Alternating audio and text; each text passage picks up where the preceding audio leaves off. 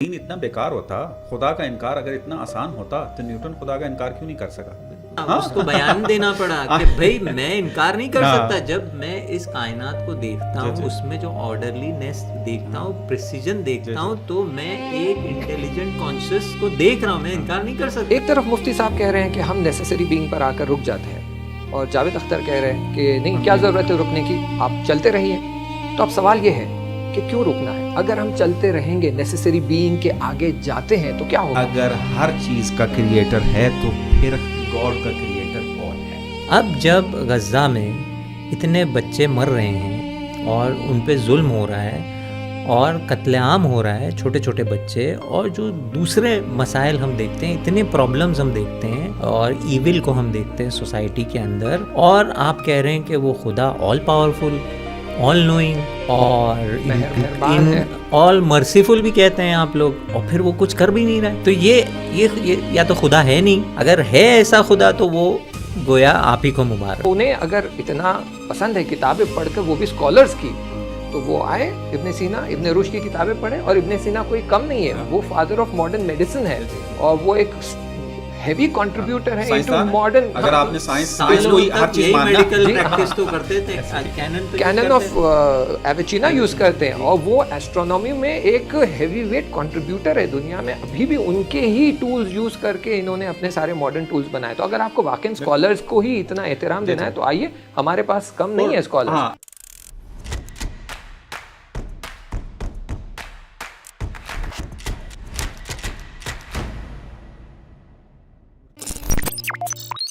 اعوذ باللہ من نفسی ومن الشیطان اللعین الرجیم، بسم اللہ الرحمن الرحیم وبہ نستعین. ناظرین، آپ سب کو ہم خوش آمدید کہتے ہیں اس پروگرام میں. یہ پروگرام ایک پوڈ کاسٹ ہے، ایک ڈسکشن ہے. جیسے کہ آپ جانتے ہیں، ایک مناظرہ ہوا ہے، ایک ڈسکشن ہوا ہے مفتی شمیل ندوی صاحب اور جاوید اختر کے بیچ میں، اور آپ نے دیکھا ہے کہ دونوں نے اپنی آرگیومنٹس پریزنٹ کی ہے اور کافی ڈسکشن انٹرسٹنگ رہا ہے. تو ہم یہاں جمع ہوئے ہیں اس ڈسکشن کو ایک ریویو کرنے کے لیے، دیکھنے کے لیے کہ کیا یہ ڈسکشن کامل رہا ہے یا اس میں کچھ ایسی باتیں رہ گئی ہے جو پوری طرح سے اس سیشن میں کمپلیٹ نہیں ہو پائی ہے. اور پرپس یہ ہے کہ اس ڈسکشن میں ہم عوام کے لیے وہ باتیں جو باقی رہ گئی ہے اسے تکمیل کر دیں، تاکہ لوگوں کے ذہن میں یہ سوال باقی نہ رہ جائے کہ کیا اسلام نے اس سوال کا پورا جواب نہیں دیا ہے، یا اسلام نہیں بتا پایا ہے، یا اسلام ناقص رہ گیا ہے. تو آئیے، آج ہمارے ساتھ جڑے ہوئے ہیں کمیل بھوجانی صاحب، اور یہ پی ایچ ڈی اسکالر ہے حوزہ علم یعقوب میں. اور ہمارے ساتھ جڑے ہوئے ہیں سید ظاہر صاحب، اور یہ بھی پی ایچ ڈی اسکالر ہے حوزہ علم یعقوب میں. لیکن پہلے میں آپ کو بتا دوں، فجر میڈیا کا یہ فوکس رہا ہے کہ وہ آ کر تھیولوجیکل ڈسکشنز جو ہوتے ہیں اس پر فوکس کریں، دین کو تبیین کریں، مخصوصاً عقائد کی مباحث جو ہوتے ہیں، ڈسکشنز جو ہوتے ہیں، اسے پریزنٹ کریں، اس کی حفاظت کریں، اور اس کو جتنا زیادہ ہو سکتا ہے لوگوں کے بیچ میں پھیلائیں. اور جتنے ڈاؤٹس ہیں، شبہات ہیں، لوگوں کے ذہن میں سوال آتے ہیں جو کئی بار باعث بنتے ہیں کہ ان کے پاؤں لڑکھڑانے شروع ہو جائے، متزلزل ہو جائے، تو فجر میڈیا نے یہ اپنے کاندھوں پر ذمہ داری لی ہے کہ ایسے ڈاؤٹس کو، ایسے سوالوں کا جواب دے اور آپ لوگوں کی ہدایت کا باعث بنے. تو آئیے شروع کرتے ہیں اس بات سے کہ اس ڈسکشن میں سب سے امپورٹنٹ اور اہم جو بات تھی اسی کو لے کر ہم آگے بڑھتے ہیں. کہ ایک بہت ہی اچھی چیز جو اس ڈسکشن میں رہی ہے وہ یہ کہ ڈسکشن کے شروع میں ہی شمیل ندوی صاحب نے کرائیٹیریا اور سٹینڈرڈ کو مینشن کر دیا تھا. کہا کہ دیکھیے، ہم یہاں پر آئے ہیں بحث کرنے کے لیے، تو ہماری بحث جو ہے وہ پروف اینڈ آرگیومنٹس پہ بیسڈ رہے گی، ایموشنل ڈسکشن نہیں رہے گا. اور سائنس کو تو ہم بالکل استعمال نہیں کر پائیں گے، کیونکہ بحث ہماری سائنس سے پرے ہے. It's far beyond science's understanding. تو انہوں نے یہ بہت کلیئر کر لیا، اور اس بیسس پر وہ آرگیومنٹ کو لے کر آگے بڑھے تھے. تو آئیے ہم شروع کرتے ہیں. سید صاحب، آپ بتائیے کہ شمیل ندوی صاحب نے کیا آرگیومنٹ پیش کی تھی اور اس کا بیس کیا ہے؟ جی اعوذ باللہ من الشیطان الرجیم، بسم اللہ الرحمن الرحیم. بہت شکریہ کہ اس اہم موضوع پر گفتگو کرنے کے لیے آپ نے دعوت دی. شمیل ندوی صاحب نے بہت ہی منطقی انداز میں اپنی ڈیبیٹ کا جو ہے وہ آغاز کیا، چونکہ بالکل موضوع کے مطابق تھا اکیڈمک لیول پہ، کہ جب عنوان یہ رکھا گیا ہے کہ آیا خدا وجود رکھتا ہے، تو اب اس کے اوپر جو ہے وہ ہمیں آرگومنٹ دینا تھا، اور جو انہوں نے شرائط بیان کی تھی وہ بھی بالکل لاجیکل تھی، کیونکہ ہماری بات ہو رہی ہے گاڈ کے اوپر، اور جو خدا کو مانتے ہیں ان کا کلیم میٹا فزیکل ہے، کریکٹ، وہ میٹر اور اس طرح کی خصوصیات کے خدا کے لیے قائل ہی نہیں ہے. کریکٹ. تو اب ظاہر سی بات ہے کہ جس طرح کا سبجیکٹ ہوگا اسی طرح کی روش بھی اور اسی طرح کا آرگومنٹ بھی ہوگا. یہ ہر بندہ جانتا ہے، ایک اسکول میں پڑھنے والا بچہ بھی جانتا ہے کہ اگر میں نے ریاضی کا کویشچن حل کرنا ہے تو میں نے وہاں پر لیبارٹری کے اندر جا کر حل نہیں کرنا، میں نے عقل کے ذریعے اس کو تحلیل کر کے اس کے نتیجے تک پہنچنا ہے. لیکن جب میں سائنس کے سبجیکٹ کے اوپر بات کروں گا تو لیبارٹری، مشاہدہ، تجربہ، ایکسپیریمنٹ، یہ ساری چیزیں آ جائیں گی. تو ہمارے ناظرین بھی جو ہیں وہ اس بات کی طرف جو ہے وہ حتماً توجہ رکھیں کہ ایک سائنٹزم جو چل رہا ہے کہ ہر چیز کو سائنس کی اینک سے دیکھنا ہے، یہ سائنس کی اینک سے دیکھنا ایک بیماری بنی ہوئی ہے. یعنی آپ یوں کہہ لیں کہ سائنس کو ہر چیز کا معیار بنانا یہ ایک غلط چیز ہے. اور اگر تھوڑا سا انسان تفکر کرنے والا ہو تو وہ جان جائے گا کہ یہ معیار بنانا غلط ہے، irrational ہے، illogical ہے. آئیے کومیل بھوجانی صاحب آپ بتائیے دوسرے جو 2 کرائیٹیریاز شمیل ندوی صاحب نے رکھے تھے وہ کیا تھے اور وہ کیوں معنی رکھتے ہیں؟ کیونکہ جس طرح سید نے بتایا ہے کہ سائنٹزم ہماری مشکل حل نہیں کر سکتا کیونکہ ہم میٹا فزکس کی بات کر رہے ہیں اور وہ مٹیریل ورلڈ کے اوپر ہے. تو کیونکہ مٹیریل ورلڈ کے اوپر ہے تو یہ تو ہم یوز نہیں کر پائیں گے اسے اینالائز کرنے کے لیے. تو دوسرے جو کرائیٹیریا انہوں نے رکھے اور جو بالکل ہی لاجیکل تھے وہ کیا تھے اور کیوں اتنی اہمیت رکھتے تھے کہ جلسے کے شروع میں ہی انہوں نے اسے بیان کیا؟ جی، سب سے پہلے تو بہت بہت شکریہ کہ دعوت دی اس طرح کی گفتگو میں. جیسے کہ مولانا نے بھی فرمایا کئی اس میں جو ہے مثبت نکات و پہلو موجود ہے، جیسے کہ ہندوستان کی فضا میں اس طرح کی گفتگو اور جس میں 2 مخالف جریان جو ہے آپس میں آ کر بیٹھیں، مخالف آئیڈیالوجی کے لوگ آ کے بیٹھیں، یہ تقریباً آپ کہہ سکتے ہیں کہ اس گفتگو کے بعد ایک ٹرینڈ میں تبدیل ہو سکتا ہے. انہوں نے آ کے کہا کہ ہم ایمپیریکل میتھڈ استعمال نہیں کریں گے، اور ایمپیریکل میتھڈ سے مراد یہ ہوتی ہے کہ جس کو ایکسپیریمنٹل میتھڈ بھی کہتے ہیں، جو سائنس میں استعمال ہوتی ہے. ذرا اس کو تھوڑا سا اگر ہم سمجھیں کہ یہ کیا ہے، چونکہ اہم ہے، کیوں یہ خدا کو ثابت کرنے میں یہ کارگر ثابت نہیں ہوتی، اس کو سمجھنا اہم ہے. کیونکہ ایمپیریکل میتھڈ میں ہوتا یہ ہے کہ آپ اپنے 5 سینسز آبزرو کرتے ہیں، ٹھیک، یہ آبزرویشن کافی نہیں ہوتا.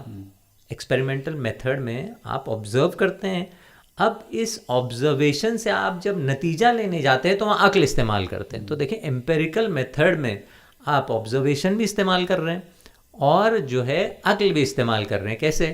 مثال کے طور پہ آپ نے 100 چوہوں پہ ایک دوا کو آزمایا.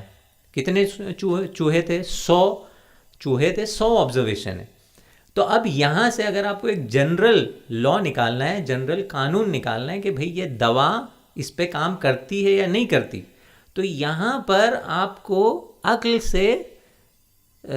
کا سہارا لینا پڑے گا، اور عقل آ کے آپ کو بتائے گی کہ بھائی کیونکہ 100 پہ چل گئی ہے، موسٹ پروبیبلی دیکھیں یہ آئے گا، اس میں بہت زیادہ احتمال ہے کہ باقی چوہوں پہ چل سکتی ہے، لیکن یہاں پہ ہمیشہ ایک امکان خطا رہ جاتی ہے. ٹھیک ہے، اس طرف سے جیسے ذکر بھی ہوا متعدد بار، چونکہ ہم خدا کی بات کر رہے ہیں اور خدا جو ہے اس سینسس سے دکھائی نہیں دیتا ہے. تو سب کو پتہ ہے کہ ہم جس خدا کی بات کر رہے ہیں وہ اس سینسس میں نہیں آتا. تو ہم کو ایک ایسی میتھڈ کے پیچھے جانا پڑے گا جو یہاں کارگر ثابت ہو. تو ایمپیریکل میتھڈ تو ایسے ہی سائڈ میں ہو گئی. اور انٹرسٹنگ چیز جو دوسری کرائیٹیریاز انہوں نے بتایا، وہ بتایا کہ دیکھیں ہم جو آرگیومنٹ پیش کریں گے اس میں کیا کہتے ہیں ڈیفینیٹیو آرگیومنٹ ہم جو لے کے آئیں گے. ٹھیک ہے، ڈیفینیٹیو آرگیومنٹ. آئی تھنک ایک کرائیٹیریا انہوں نے ذہن میں رکھتے ہوئے، کیونکہ جاوید اختر کے پریویس ڈسکشنز اور جو انہوں نے پریزنٹیشنز دیے ہیں اسٹیجز پہ جا کر، اس کو نظر میں رکھتے ہوئے شمیل ندوی صاحب نے پہلے سے ہی وہ جان گئے تھے کہ یہ معاملہ اس طرح بڑھے گا. تو انہوں نے پہلے ہی کہہ دیا کہ دیکھیے ہم بحث کر رہے ہیں پروف کے ساتھ. تو ڈیفینیٹیو آرگیومنٹ کی جب بات ہو رہی ہے تو اس میں ایموشن کا کوئی کام نہیں ہوتا ہے. ٹھیک ہے، آپ جس طرح آپ نے کہا کہ ایمپیریکل ڈیٹا 5 سینسز سے آپ کیپچر کرتے ہیں، آبزرو کرتے ہیں، پھر اینالائز کرتے ہیں. ٹھیک ہے، لیکن یہ ساری بحث میں ایموشن کا کوئی کام ہی نہیں ہے. تو پہلے ہی انہوں نے آ کے جو ہے وہ دروازہ بند کر دیا. اگرچہ جو ہے بعد میں بار بار اسی دروازے کے ذریعے وارد ہونے کی کوشش کی گئی ہے، لیکن وہ دروازہ بند کر دیا. اب پلٹتے ہیں یہی جو ہے ڈیفینیٹو آرگیومنٹ کی طرف. میں اس سے پہلے ایک نقطے کا اضافہ کرتا ہوں کہ سائنٹزم والی ہماری بات تو مکمل ہو جب پھر چونکہ وہ بات والی جو ہے وہ پھر ہم شاید اس پہ واپس پلٹ نہ سکیں. یہ جو ہم کہتے ہیں نا کہ سائنٹزم جو ہے وہ ایک بیماری ہے، جو میں نے تعبیر استعمال کیا، شاید اس سے بعض افراد جو ہیں وہ غلط معنی جو ہے وہ لیتے ہیں کہ ہم سائنس کے مخالف ہیں. نا، سائنٹزم کے مخالف ہے، سائنس کے مخالف نہیں ہے. مفتی صاحب نے بھی اس کی طرف اشارہ کیا تھا. اور اس کی یہ بات ہم بھی نہیں کہہ رہے، جو خود ماہر ہیں سائنسدان وہ اس بات کو بیان کر رہے ہیں. مثلا مثال کے طور میں نے مختلف پروگرام میں اسکین بھی دکھائے ہیں اور سائنسدانوں کے نام بھی لیے ہیں کہ جنہوں نے اعتراف کیا اس بات کا کہ سائنس جو ہے وہ ہمارے جو الٹیمیٹ کویسچنز ہیں اس کے اندر جواب دینے والی نہیں ہے. مثلا آپ اس میں ایک بڑا نام کہ جو نوبل پرائز اس نے جیتا ہوا ہے، پیٹر میڈاوار، یہ اپنی 2 کتابوں کے اندر اس بات کو واضح طور پر لکھتا ہے کہ سائنس کا تعلق جو ہے وہ ہمارے ان الٹیمیٹ کویسچن کے ساتھ نہیں ہے. میتھڈ فرق کرتا ہے، کرامت نہیں. اب یہ سائنسدان ہے، نوبل پرائز جیتا ہوا ہے، کوئی عام سائنسدان بھی نہیں ہے، گلی کوچے کا نہیں ہے کہ آپ کہیں گے کہ سائنس نہیں آتی ہے. نوبل پرائز اس نے جیتا ہے، وہ اپنی کتاب کے اندر جو ہے وہ دا لمٹس آف سائنس میرا خیال اس کی کتاب ہے، اور ایک اس نے ینگسٹ جو سائنسدان ہیں ان کے لیے ایک ایڈوائز کے طور پر ایک کتاب جو ہے وہ لکھی ہے، اس کے اندر بھی وہ اس بات کا تذکرہ کرتا ہے. اس کے بعد ایک کارل پوپر، ایک بہت بڑا نام فلاسفی آف سائنس کا، یہ الٹیمیٹ کویسچن کی اصطلاح اسی نے بیان کی ہے. اس نے کہا یہ جو الٹیمیٹ کویسچن کون کون سے ہیں، ہم کیوں ہیں، ہم اگر عدم سے وجود میں آئے ہیں تو کیوں آئے ہیں. بس یہ کیوں کا جو جواب ہے یہ سائنس کے پاس نہیں ہے. یہ الٹیمیٹ کویسچنز ہیں ہمارے، اور یہ سائنس نہیں جواب دے سکتی. اس کا مطلب یہ ہے کہ کرائٹیریا معین کرنا ضروری ہے. سبجیکٹ کا ڈیبیٹ کے اندر جب آپ گفتگو کرتے ہیں، جیسا آپ کا سبجیکٹ ہوگا وہی آپ کی روش کو اور میتھڈ کو طے کرے گی کہ آپ نے کس سے استفادہ کرنا ہے. تو ہم جب کہہ رہے ہیں کہ سائنٹزم جو ہے وہ غلط ہے، وہ یہ مطلب ہے کہ آپ عقلی سبجیکٹ کے اندر امپیریکل میتھڈ کو استعمال کریں. یہ ایک سائنٹزم ہے جو غلط ہے اور تمام ماہرین اس بات کو مانتے ہیں. کارآمد ہی نہیں ہے، because it won't yield any results at all. تو اس کو نظر میں رکھتے ہوئے چلے اسی بحث کی طرف، جو ڈیفینیٹو آرگیومنٹ کی بات ہو رہی تھی، تو یہ ڈیفینیٹو آرگیومنٹ جو پریزنٹ کیا گیا ہے وہاں پر، تو آئیے کومل صاحب آپ بتا رہے تھے ڈیفینیٹو آرگیومنٹ کیا ہے، تو وہ آپ ایکسپلین کر دیں، پھر انشاءاللہ دیکھتے ہیں کہ اس میں مزید کیسے ڈسکشن کو آگے لے جایا جائے تاکہ آڈینس کے لیے کلیئر ہو جائے کہ یہ آرگیومنٹ ہے کیا، اور کیوں اتنی شدت سے وہ انہوں نے جاوید اختر کو چیلنج کیا کہ یہ آرگیومنٹ کو آپ توڑ کر دکھائیے، اور جاوید اختر اسے بالکل ٹچ بھی نہیں کرتے، توڑ نہیں پاتے، جواب نہیں دے پاتے. آخر میں کہتے کہ میں اصلا سمجھتا ہی نہیں ہوں کہ یہ آرگیومنٹ کیا ہے، مجھے سمجھ ہی نہیں آیا. پہلے بتائیں کہ یہ ہے کیا. ہاں پہلے بتائیے ہے کیا. تو یہ بہت ہی پاورفل اور فاؤنڈیشنل آرگیومنٹ ہے. تو آپ بسم اللہ آپ بتائیے کہ جی. تو جیسے انہوں نے کہا کہ ڈیفینیٹو آرگیومنٹ ہم استعمال کرنے والے ہیں اور اس میں کریں گے، اس سے مراد ان کی یہ ہے کہ ہم جو استدلال اور آرگیومنٹ لے کے آئیں گے اس میں آپ کوئی شک و شبہ کر ہی نہیں سکتے. اگر بہت آسان لفظوں میں ہم کہیں تو ہم 2+2 4 ٹائپ کا آرگیومنٹ آپ کے سامنے پیش کریں گے. یعنی ایک ایسا آرگیومنٹ جو انسان کی ابتدا سے بھی جو ہے اب تک جو ہے کوئی ریفیوٹ ہی نہیں کر سکتا. یعنی 2+2 = 4 یہ ریفیوٹ نہیں ہو سکتا. جیسے جاوید اختر صاحب بار بار کہہ رہے تھے کہ اتنے سال گزر گئے، یہ تبدیل ہو گیا، وہ تبدیل ہو گیا، اور میں دیکھ رہا ہوں، وہ دیکھ بھی رہے تھے، آگے کا فارچون ٹیلنگ بھی کر رہے تھے کہ میں دیکھ رہا ہوں کہ دین تو جانے والا ہے. بھائی دین جو ہے ایسی چیزوں پہ مبتنی ہے جو ثابت ریالٹیز ہیں، جو آبجیکٹیو ریالٹیز ہے، کہ جس کی طرف ہم لوگ بعد میں آئیں گے کہ وہ کیا ہوتی ہیں، یعنی ثابت ہے. یعنی 2+2 4 والا آرگیومنٹ ہوتا ہے ڈیفینیٹو آرگیومنٹ. اس میں کیا ہوتا ہے، سمپل سی میں مثال دوں اگر آپ کو، آپ اگر اجازت دے تو میں ایک جملہ ناظرین سے کہہ دوں تاکہ ان کے لیے یہ بات کلیئر ہو جائے. دیکھیں ناظرین، جب ہم کہہ رہے ہیں ڈیفینیٹو آرگیومنٹ تو یہاں پر ہم کہہ رہے ہیں ڈیفینیٹو، یعنی یہ پکی بات ہے، یعنی یہ قابل بطلان نہیں ہے، کوئی باطل نہیں کر سکتا اس کو. اسی لیے انہوں نے اتنی شدت سے اس کو پریزنٹ کیا اور کہا کہ آپ باطل کر کے دکھائیے. تو سمجھ جائیے جو کومل بوجانی صاحب یہاں بتانے کی کوشش کر رہے ہیں وہ یہ ہے کہ ایسا آرگیومنٹ ہم پریزنٹ کر رہے ہیں جو آج تک کوئی اسے باطل نہیں کر پایا. اگر آپ ادعا کر رہے ہیں، کلیم کر رہے ہیں کہ خدا نہیں ہے، تو آئیے ہمارے کلیم کو اور آرگیومنٹ کو باطل کر کے دکھائیے. تو اب یہ آرگیومنٹ کیا تھا آپ فرمائیے. جی ڈیفینیٹو آرگیومنٹ ایسا آرگیومنٹ کہ جس کو آپ رد نہیں کر سکتے، باطل نہیں کر سکتے، کر ہی نہیں سکتے. کیوں؟ مثال اس کی دیتا ہوں، مثال سے سمجھائیں بہتر ہے. اگر آپ نے مان لیا A is equal to B, یعنی اگر آپ نے کسی بھی وجہ سے یہ مان لیا کہ A is equal to B اور پھر آپ نے مان لیا B is equal to C, یہ مان لیا فرض کریں آپ نے, ٹھیک, آپ کو یقین آ گیا کہ ایسا ہے, یہ دو اسٹیٹمنٹس کریکٹ ہے, تو آپ کو ماننا ہی پڑے گا کہ A is equal to C, آپ بھاگ ہی نہیں سکتے اس سے. تو اس ٹائپ کا, اسی لیے میں کہہ رہا ہوں 2+2 4 والا آرگیومنٹ وہ چاہ رہے تھے, اور اسی وجہ سے اتنی کانفیڈنس سے وہ کہہ رہے تھے کہ اس کو ریفیوٹ کر کے بتائیے, ٹھیک ہے نا. تو ڈیفینیٹیو آرگیومنٹ ایسا آرگیومنٹ ہوتا ہے. جی تو سید صاحب, انہوں نے شمیل ندوی صاحب نے اپنے آرگیومنٹ میں دو ٹرمینالوجیز یوز کی تھی, ایک تھا کنٹینجنٹ بینگ اور ایک تھا نیسیسری بینگ. تو آپ بتائیے کہ یہ کنٹینجنٹ بینگ اور نیسیسری بینگ کی جو بات ہو رہی تھی, یہ کیا بتانے کی کوشش کر رہے تھے؟ بالکل, آپ اس کو دیکھیں, اس برہان کو بیان کرنے والے کون ہیں؟ جی جناب فارابی. جی فارابی, پھر بو علی جناب سینا بو نے علی اس کو سینا, اور وضاحت کی, جناب ملا صدرہ.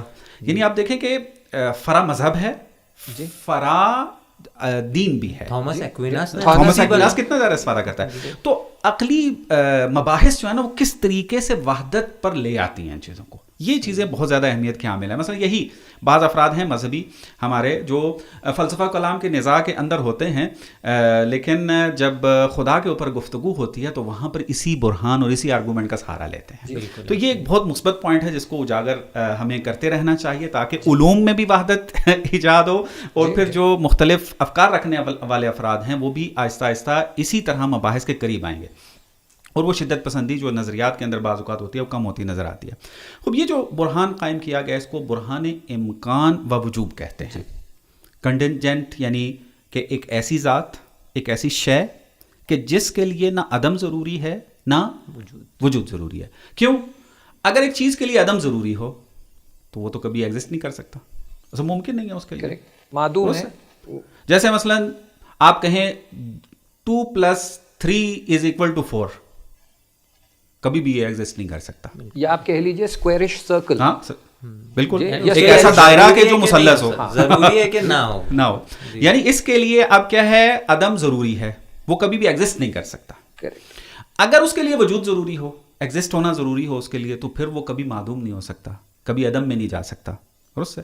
تو اس وجہ سے وہ ذات, وہ چیز کہ جو نہ تو عدم اس کے لیے ضروری ہو نہ وجود اس کے لیے ضروری ہے, اس کو کہتے ہیں ممکن الوجود. یہ ممکن ہے. اب اگر یہ ایگزسٹ کرنا چاہتا ہے, درست ہے, ایک ایسی ذات ہے, مثلا مثال کے طور پہ میں, آپ, ہمارے لیے اگر عدم ضروری ہوتا کبھی ایگزسٹ نہ کرتے, اگر ہمارے لیے وجود ضروری ہوتا تو ہم کبھی عدم میں نہ ہوتے, درست ہے, کبھی ہم معدوم نہ ہوتے, ہم ہمیشہ سے ہوتے, ازلی اور ابدی ہوتے. ہمارا ایک خاص زمانے کے اندر وجود میں آنا اس بات کی دلیل ہے کہ میرے لیے نہ تو نتھنگ ضروری ہے اور نہ بینگ ضروری ہے. کریکٹ, درست ہے. اس کو ممکن الوجود کہتے ہیں. اب میں ایگزسٹ کرنا چاہتا ہوں, اب جب تک ایک رجحان پیدا نہیں ہوگا, ایک ارادہ اوپر سے آئے گا, چونکہ میں تو میرے لیے تو برابر ہے نا, میرے لیے نہ وجود ضروری ہے نہ عدم ضروری ہے. اب میں ایگزسٹ اگر کرنا چاہتا ہوں تو کوئی مجھے ایگزسٹ کرے گا نا, کیونکہ اگر میں خود بخود ایگزسٹ کر سکتا ہوں تو پھر سوال اٹھتا ہے کیا, کہ میں خاص زمانے میں کیوں آیا ہوں؟ اگر میں خود بخود ایگزسٹ کر سکتا تھا تو پہلے کیوں نہیں آیا؟ ناظرین، میں آپ کی خدمت میں یہ عرض کر دوں کہ جو بات سید آپ کو بتانے کی کوشش کر رہے ہیں وہ یہ ہے، بہت ہی سمپل ٹرمینالوجی میں، ایک ہوتا ہے کاز اور ایک ہوتا ہے ایفیکٹ. اگر ایفیکٹ چاہتا ہے کہ وہ وجود میں آئے تو اسے کاز کی ضرورت ہے. جب تک کاز نہیں ہوگا یہ ایفیکٹ وجود میں نہیں آ پائے گا. اگر میں یہ کاز ہٹا دوں اور یہ ایفیکٹ کہتا ہے کہ مجھے وجود میں آنا ہے تو یہ نہیں آ سکتا، اور اسی کو کہتے ہیں ممکن الوجود. اگر یہ ہم دیکھتے ہیں کہ یہ ایفیکٹ وجود میں ہے تو سمجھ جائیے کہ ایک کاز آیا ہے، اسی لیے یہ ایفیکٹ وجود میں ہے. جیسے آگ اور گرمی، اگر مجھے گرمی محسوس ہو رہی ہے یعنی جان لیجئے کہ کہیں نہ کہیں آگ یا گرماہٹ کو کریٹ کرنے والا کاز ایگزسٹ کر رہا ہے، اسی لیے مجھے گرمی ہو رہی ہے. ورنہ اگر وہ کاز نہیں ہے تو گرمی بھی وجود میں نہیں آئے گی. اسے کہتے ہیں ممکن الوجود اور کنٹینجنٹ ایگزسٹنس. جی بالکل. آئیے ہم کومیل صاحب سے پوچھتے ہیں نیسیسری ایگزسٹنٹ کے بارے میں. آپ تھوڑا سا وضاحت میں بتائیے کہ نیسیسری ایگزسٹنٹ کیا ہوتا ہے. جی، اب اس کو سمجھنے کے لیے ہم اسی آرگیومنٹ کو آگے لے جاتے ہیں. مثال کے طور پہ جو ہے آپ نے جیسے کہا کہ کانٹینجنٹ ایگزسٹنس جو ہے وہ یہ ہے کہ وہ ڈیپینڈنٹ ہے، یعنی اس کو اور آسان ہم کریں تو وہ اپنے ایگزسٹنس میں، اپنے وجود میں آنے میں کسی اور پہ ڈپینڈنٹ ہے. یہ ہو گیا کنٹینجنٹ. ٹھیک ہے، لفظوں کو اگر بدلیں اور الگ انداز سے اس کو پیش کریں تو یہ ہو جائے گا کہ ایک ایگزسٹنس جو ڈپینڈنٹ ہے وہ ہمیشہ سے ممکن الوجود ہے یا کنٹینجنٹ ہے. ٹھیک ہے، اب یہاں پہ ہم سوال کریں گے کہ ٹھیک ہے کسی پہ ڈپینڈنٹ ہے نا، تو وہ کس چیز پہ ڈپینڈنٹ ہے؟ ہم وہاں جائیں گے، اس کو پوچھیں گے کہ بھائی آپ جو ہے آپ کو اپنے ایگزسٹ ہونے میں کسی کی ضرورت تھی؟ ٹھیک، کوئی کاز تھا کہ جس نے آپ کو ایجاد کیا، ایگزسٹ کروایا؟ ٹھیک، اگر وہ کہتا ہے ہاں تو ہم آگے چلیں گے. دیکھیں یہ جو سلسلہ ہے یہ بھی آپ کلیئر کر دیں کہ جب تک ہر کاز، یہ ایفیکٹ کے بعد آپ اس کاز کے پاس جاتے ہیں اور وہ کہتا ہے ہاں مجھے خلق کرنے والا، مجھے کریٹ کرنے والا، ایگزسٹنس میں لانے والا کوئی اور ہے اور میں ڈیپینڈنٹ ہوں، تو یہ بھی کنٹینجنٹ ایگزسٹنٹ ہو گیا. تو یہ سیریز اسی طرح بنتی چلی جائے. ہاں، اگر اس نے یہ جواب دیا کہ بھائی میں خود بھی ڈیپینڈنٹ ہوں، یعنی میں خود سے نہیں ہوں، میں بھی کسی کے ذریعے سے یہاں پہ آیا ہوں. ٹھیک ہے، جیسے مثال کے طور پر اے اگر ڈیپینڈنٹ ہے بی پہ، بی ڈیپینڈنٹ ہے سی پہ. ٹھیک ہے، اور اگر یہ چین اسی طرح سے چلتی جائے گی تو اس کا مطلب کیا ہے کہ یہ سارے جو ہے وہ منتظر ہے کہ کوئی ہمیں وجود دے، تو کہیں تو اس کو رکنا پڑے گا. ٹھیک ہے، جہاں یہ رکے گی، اور یہ رکنا ضروری ہے، آپ یہ نہیں کہہ سکتے کہ چلتی جائے. بھائی اگر یہ چلتی جائے گی تو یہ سارے ہمیشہ منتظر ہوں گے، کبھی موجود ہوں گے ہی نہیں. نہ آپ ہوں گے، نہ میں ہوں گا، نہ مائک ہوگا، کچھ بھی نہیں ہوگا، یعنی صرف عدمستان ہو جائے گا یہاں پر. ٹھیک ہے نا، تو یہ جو وجود ہے جہاں پہ یہ کڑی رک جاتی ہے وہ ہے نیسیسری ایگزسٹنس. کیونکہ یہ جو نیسیسری بینگ کی بات ہے، اور جہاں پر ہم کہہ رہے ہیں کہ کہیں نہ کہیں آ کر آپ کو رکنا پڑتا ہے، تو جواب میں جاوید اختر کہتے ہیں نہیں، کیوں رکنے کی ضرورت ہے، ہم ایسے ہی چل سکتے ہیں. یعنی انہیں یہ بات ہی نہیں سمجھ آئی کہ کنٹینجنٹ ایگزسٹنس جب تک چلتا رہے گا اور نیسیسری بینگ اگر نہیں آتا ہے تو یہ کبھی وجود میں آ ہی نہیں سکتے. وہ اصل میں پتا کیا اس کو مشکل پیش آ رہی تھی، وہ کیا کہ ہم وہ دیکھ رہے ہیں نا کہ میں تو آ چکا ہوں نا، اب یہ سلسلہ اسی طرح چلتا رہے. ہاں، اسی لیے دیکھیں امام علی علیہ السلام کی جو حدیث ہے وہ کہتے ہیں من عرف نفسہ فقد عرف ربہ، یعنی خود اپنے آپ کو دیکھو. آپ وجود رکھتے ہیں تو سمجھ جاؤ کہ کوئی نیسیسری بینگ آلریڈی ایگزسٹ کرتا ہے، واجب الوجود ہے. آپ کو بہت زیادہ تحقیق کرنے کی ضرورت بھی نہیں ہے. آئیے میں اسی سوال کو تھوڑے سخت انداز میں کرتا ہوں تاکہ ناظرین کے ذہن میں جو سوال ہے وہ ظاہراً پیش آ جائے. ایک طرف مفتی صاحب کہہ رہے ہیں کہ ہم نیسیسری بینگ پر آ کر رک جاتے ہیں، اور جاوید اختر کہہ رہے ہیں کہ نہیں، کیا ضرورت ہے رکنے کی، آپ چلتے رہیے. تو اب سوال یہ ہے کہ کیوں رکنا ہے؟ اگر ہم چلتے رہیں گے، نیسیسری بینگ کے آگے جاتے ہیں تو کیا ہوگا؟ اس کے آگے کچھ ہوگا؟ نہیں ہوگا. اگر نہیں ہوگا تو کیا ہم یہ کہیں گے کہ بس خدا نہیں ہے؟ ہو گیا نا، ہم بھی یہی کہہ رہے تھے نیسیسری بینگ کے آگے جا کر دیکھو، کچھ ہے ہی نہیں تو خدا ہے ہی نہیں، تو بات تو ہماری ثابت ہو گئی.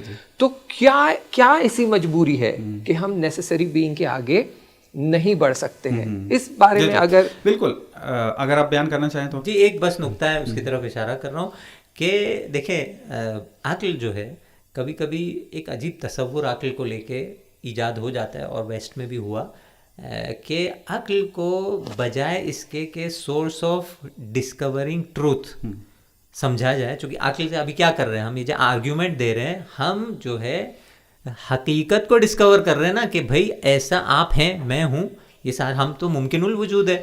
ہمارا ہونا جو ہے عقل کہتی ہے کہ یہ کشف کرتا ہے، ڈسکور کرتا ہے کہ وہ نیسیسری بینگ بھی ہے، تو یہ کشف کر رہے ہیں ہم. یعنی یہاں پہ کوئی میٹر آف چوائس تھوڑی ہے.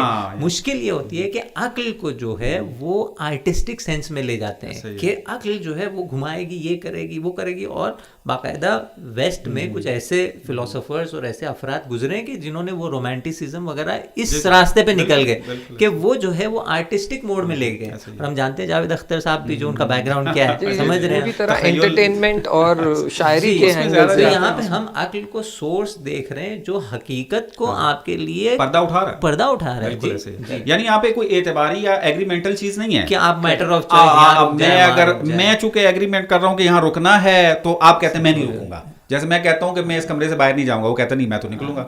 یہ یوں نہیں ہوا ہے، یہ ایک انداز بیان ہے بھائی، وہ جو اس فن میں ہیں وہ سمجھتے ہیں اس چیز کو. اچھا، آپ کی اس بات پہ جو آپ نے سوال کیا ہے، رکنا ضروری سے مراد الفاظ کی محدودیت ہے. ہم کہہ رہے ہیں نا رکنا ضروری ہے، بالکل یہ رکنا ضروری ہمارے اختیار میں نہیں ہے.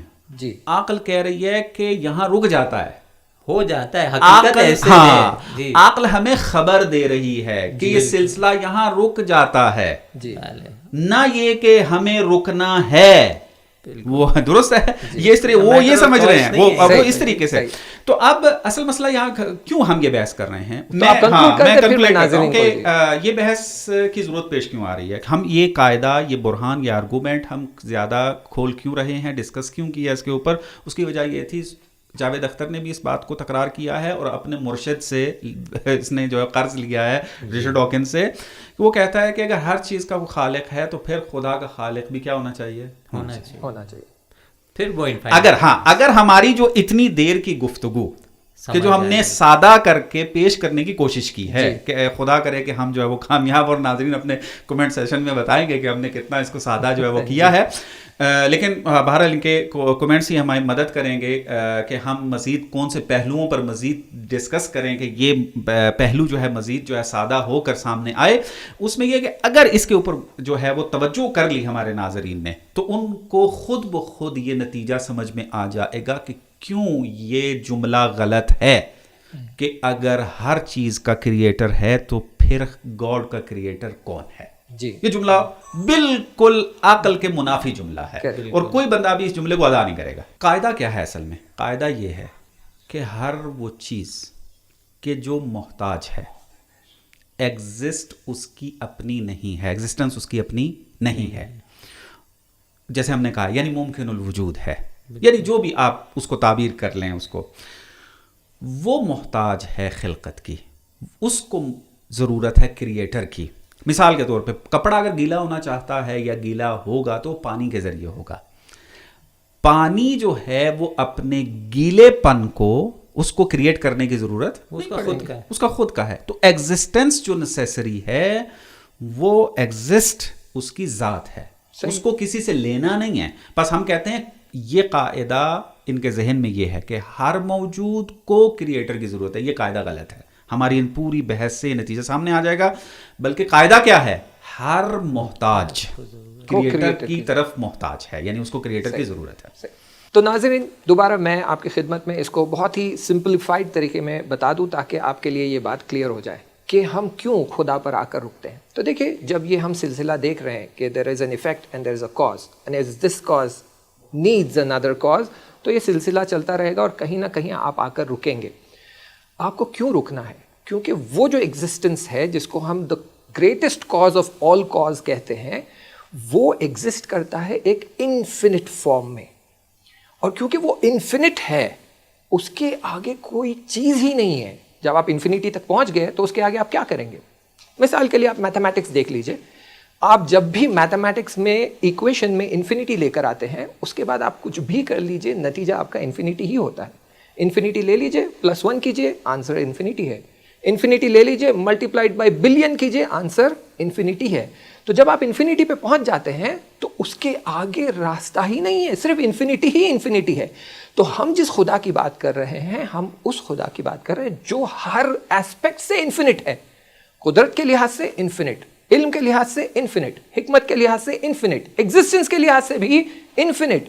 تو یہ بات اگر ہماری سمجھ آ جاتی ہے کہ ہم انفینٹی پہ پہنچ گئے ہیں تو اس کے آگے کچھ ہے ہی نہیں کہ آپ آگے بڑھ سکتے ہیں. تو اسی لیے جو ہم کہتے ہیں کہ یہاں آ کر آپ کو رکنا ہے، اس کا مطلب یہ ہے کہ اس کے آگے کوئی چیز ایگزسٹ کرنے کی قابلیت نہیں رکھتی ہے کیونکہ ہم اب انفینٹ کے سامنے کھڑے ہوئے ہیں. تو یہ بات ہے جو ہم کہہ رہے ہیں کہ نیسیسری بینگ ہے. یہ نیسیسری بینگ نیسیسریلی انفینٹ ہے ہر ایسپیکٹ سے، ہر لحاظ سے. اسی لیے یہاں آ کر انسان عاجز ہو جاتا ہے. کیوں؟ کیونکہ انسان فنٹ ہے اور وہ ہستی انفینٹ ہے. کہ انشاءاللہ یہ بات آپ کو سمجھ آئی ہوگی. چلیے پھر اگلی بحث کی طرف بڑھتے ہیں جو جاوید اختر نے اشارہ کیا ہے ایز اے پروف کہ خدا نہیں ہے، اور وہ بحث یہ تھی کہ پھر دنیا میں شر کیوں ہے. تو جب جاوید اختر کو وقت دیا گیا کہ آپ آئے اپنا آرگیومنٹ پریزنٹ کیجئے، تو انہوں نے جو پرائمری آرگیومنٹ پریزنٹ کیا ہے وہ ہے آرگیومنٹ آف ایگزسٹنگ ایول.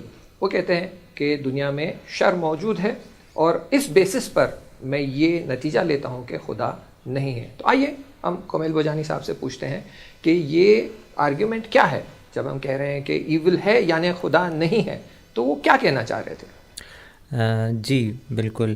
یہاں پر جاوید اختر صاحب اگر آپ نے نوٹس کیا ہے تو کہتے ہیں کہ اگر خدا ہے بھی تو میں ایسے خدا کو نہیں مان سکتا کہ جس کے بارے میں آپ یہ کہہ رہے ہیں کہ یہ پوری کی پوری طاقت اس کے پاس ہے, آل پاورفل ہے, سارا کا سارا نالج اس کے پاس ہے, ہی نوز ایوری تھنگ, ٹھیک ہے, اس کے پاس آل نوئنگ ہے. اب جب غزہ میں اتنے بچے مر رہے ہیں اور ان پہ ظلم ہو رہا ہے اور قتل عام ہو رہا ہے, چھوٹے چھوٹے بچے, اور جو دوسرے مسائل ہم دیکھتے ہیں, اتنے پرابلمز ہم دیکھتے ہیں اور ایول کو ہم دیکھتے ہیں سوسائٹی کے اندر, اور آپ کہہ رہے ہیں کہ وہ خدا آل پاورفل, آل نوئنگ اور مہربان ہے, آل مرسیفل بھی کہتے ہیں آپ لوگ, اور پھر وہ کچھ کر بھی نہیں رہا ہے. تو یہ یا تو خدا ہے نہیں, اگر ہے ایسا خدا تو وہ گویا آپ ہی کو مبارک. تو تقریباً یہ ایک بات انہوں نے کہہ دی, اور اس بیسس پہ وہ اس طرف لانا چاہ رہے ہیں کہ پھر خدا وغیرہ کا کوئی حساب کتاب نہیں ہے, خدا نہیں ہے, اور یہ ظلم جو ہے اور یہ ایول جو ہے سوسائٹی میں, مثال بھی انہوں نے غزہ کی دی کہ وہاں پہ جو قتل عام ہو رہا ہے, میڈیکل مثالیں بھی دی ہیں, ڈفتیریا میں بچے گھٹ گھٹ کر مر جاتے ہیں ہے, مثلا یہ ہو رہا ہے, ارتھ کویک آ رہا ہے, اتنے جو مسائل جو پیش آتے ہیں, کیلامیٹیز ہیں. تو یہ اس بات کی وہ دلیل کے عنوان سے پیش کر رہے ہیں کہ خدا نہیں ہے, اور ایسا خدا تو ہو ہی نہیں سکتا, اتنا مرسیفل ہونے کے ساتھ یہ آپس میں میچ نہیں کرتی بات. سید ظاہر صاحب بتائیے اس آرگیومنٹ میں فلو کیا ہے؟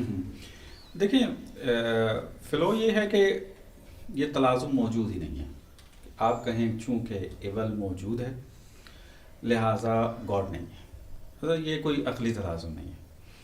اس کی وجہ کیا ہے؟ اس کی وجہ یہ کہ جس کو ہم ایول کہتے ہیں اس کو کھولنے کی ضرورت ہے کہ ایول سے کیا مراد ہے, آیا واقعاً ایول ایگزسٹ کرتا ہے یا نہیں, اور اگر کسی بھی طرح سے ہم اس کو ایول اگر کہتے ہیں تو آیا وہ خدا کے وجود کا انکار کر سکتا ہے یا نہیں. ناظرین میں آپ کو بتا دوں کہ یہ سوال جو انٹروسپیکشن والا تھا, کراس انسپیکشن والا تھا, اس دوران جاوید اختر نے شمیل ندوی صاحب سے پوچھا کہ کیا خدا نے ایول کو کریٹ کیا ہے, اور وہ وہاں پر کہہ دیتے کہ ہاں خدا نے کریٹ کیا ہے. تو اب یہ جو سوال ہم جس کی طرف بڑھ رہے ہیں کہ ایول کی ریالٹی کیا ہے, تو ہم یہ دیکھنا چاہ رہے ہیں کہ واقعاً یہ کوئی چیز ہے جس کو خدا نے کریٹ کیا ہے یا یہ اس کی کیا حقیقت ہے. تو سید آپ بتائیے. بالکل, دیکھیں اس میں ہم نے دیکھنا یہ ہے کہ ایول آیا کریٹ ہو سکتا ہے یا نہیں. ہم جب حقیقت جو ہے اس کو تحلیل کرتے ہیں جا کے تو ہمیں پتہ چلتا ہے کہ نہیں, اس کو کریٹ کی ضرورت ہی نہیں ہے. اصل اس کو ایول ہم اس وجہ سے کہہ رہے ہیں چونکہ ہمارے لیے یہ نقصان دہ ہے یا میرے مفاد کے خلاف ہے. بالکل, ورنہ وہ اپنی ذات میں کوئی بھی چیز ایول نہیں ہے, کوئی بھی چیز ایول نہیں ہے. مثال کے طور پہ آپ کہتے ہیں کہ میرے دانت میں درد ہو رہا ہے بہت, یا مجھے جو ہے نا یہ درد جو ہے اذیت دے رہا ہے. اب درد کی نسبت میں کیا کہوں گا, یہ میرے لیے شر ہے. تو آیا اگر ان کے اس آرگومنٹ کو مان لیا جائے, درد کو اگر ختم کر دیا جائے, تو آیا یہ انسان کی بہتری کے لیے ہے؟ ہم دیکھتے ہیں کہ نہیں. اگر درد ختم ہو جائے تو بیماری کی تشخیص کیسے ہوگی؟ یہ درد ہے کہ جو الارم بنتا ہے, پتہ چلے کہ تمہیں کوئی بیماری لگنے والی ہے, قریب ہے, ڈاکٹر کے پاس رجوع کرو. اگر درد نہ ہو اور بیماری آ جائے تو وہ تو کینسر جیسی بیماری کی کنٹرول نہیں ہو رہی بشر سے. اس کی وجہ یہ ہے کہ وہ الارم نہیں دیتی, درد نہیں ہوتا اس کا ابتدا میں.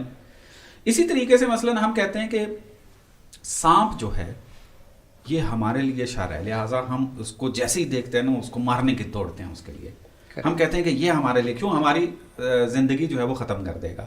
لیکن آیا دیکھیں, سانپ اگر ہمارے راستے میں نہ آتا تو کیا سانپ ایول تھا, شر تھا؟ نہیں. سانپ اپنی ذات میں اپنی ایک شے ہے, ایک موجود ہے جو زندگی گزار رہا ہے, اس کے اپنے فوائد ہیں اس میں. لیکن میں کب اس کو کہتا ہوں کہ یہ شر ہے؟ کہ جب وہ میرے راستے میں آ جائے. تو اب اگر ہم سانپ کو شر کہہ رہے ہیں تو اس کی وجہ ہے کہ میرے مفاد کے خلاف یا میرے راستے میں رکاوٹ بن رہا ہے, ورنہ اپنی ذات میں وہ ایول نہیں ہے. اپنی ذات میں وہ ایک ذات ہے کہ خدا نے اس کو کریٹ کیا ہے. بیماری جو ہے مثلا آپ دیکھ لیں, بیماری کریٹ کی ضرورت ہے؟ نو. صحت کا نہ ہونا, میں نے کیئر نہیں کی, وہ میری صحت چلی گئی, صحت کا چلا جانا اس کو ہم بیماری کا نام دیتے ہیں. کریکٹ, درست ہے. اسی طرح مثلا آپ دیکھیں میرے اعضاء مکمل نہیں ہیں, مثلا میرا ایک ہاتھ نہیں ہے. اب ہاتھ ایول ہے یا شر ہے، نو، ایک نعمت کی کمی ہے. ایک نعمت کی کمی کو ہم اپنے لیے کیا شمار کر رہے ہوتے ہیں؟ ہم کہہ رہے ہوتے ہیں کہ مثلا یہ شر ہے، کامل نہیں ہے. ویسے اس طریقے سے ہم دیکھیں، میں اگر تو خلاصہ کروں وہ یہ کہ یہ اپنے ذہن سے ایک دفعہ نکالیں اور تھوڑا سا اس طرح سوچنے کی کوشش کریں. یہ جو ہم بار بار ایول، شر، یہ بعض ملحد بھی اس کو زیادہ فوکس کرتے ہیں، اگر ہم اس طرح تحلیل کرنا شروع کریں تو ہمارے سامنے بہت سارے حقیقتیں کھل کے سامنے آنا شروع ہو جائیں گی کہ جس کو ہم ایول کہہ رہے ہیں حقیقت میں وہ ایول نہیں ہے. کومل بھائی آپ کچھ ایڈ کرنا چاہیں گے اس میں؟ جی، تو جو مثالیں بھی دی گئی وہ تقریباً جو نیچرل ایول آپ اس کو کہہ لیں، کیونکہ وہ جب میرے کنیکشن میں، میرے ریلیشن میں ہم اس کو کمپیئر کرتے ہیں کہ یہ میرا نقصان کر رہا ہے تو ہم اس کو ایول کہتے ہیں. ایک حد تک بات صحیح ہے. اور پھر اس کا جواب بھی جو آپ نے دیا کہ ہم کو جو ہے براڈر پکچر دیکھنا پڑے گا کہ آگے چل کے کلی طور پہ، مثال کے طور پہ ارتھ کویک آ رہا ہے، ٹھیک ہے، اگر تھوڑا سا ہم ڈیٹا کلیکٹ کریں تو دیکھیں گے کہ یہ ارتھ کویک اگر نہیں آتا تو پورا ایکو سسٹم، جو ایکالوجی ہے دنیا کی، وہ خراب ہو جاتی، ٹھیک ہے. لیکن ظاہراً یہ ایک بات تو تھی ان جاوید اختر صاحب کی بات میں، لیکن ایک اور بات تھی وہاں پر، وہ ایک ایول کی طرف جو اشارہ کر رہے تھے جس میں انسان کا اختیار دخیل ہے. جیسے غزہ کی جو مثال دی کہ وہاں پہ کہہ رہے ہیں کہ خدا تو روک سکتا تھا ان کو، پاورفل ہے نا، اور یہ انسان ہی کر رہے ہیں، ٹھیک، اور یہ جو ظلم ہو رہا ہے اس کو تو روک سکتا تھا، کیوں نہیں روک رہا ہے؟ اور لوگ جو ہے لگے ہوئے ہیں اس طرح سے ظلم کرنے میں، قتل عام کرنے میں، بے گناہ، اور مختلف چیزوں کا انہوں نے ذکر کیا. تو اس کو بھی میرے خیال سے ڈیل کرنے کی ضرورت ہے. جی چاہتا ہوں ناظرین، پھر سے میں وہ رول پلے کروں گا سمپلیفیکیشن والا، کہ میں آپ کو بہت ہی سمپل انداز میں سمجھا دوں تاکہ آپ کو سمجھ آئے کہ ڈسکشن کیا چل رہا ہے. پھر ہم اس طرف پلٹتے ہیں کہ وہ شر جس میں انسان کا اختیار انوالوڈ ہے اسے کیسے ڈیل کرنا ہے.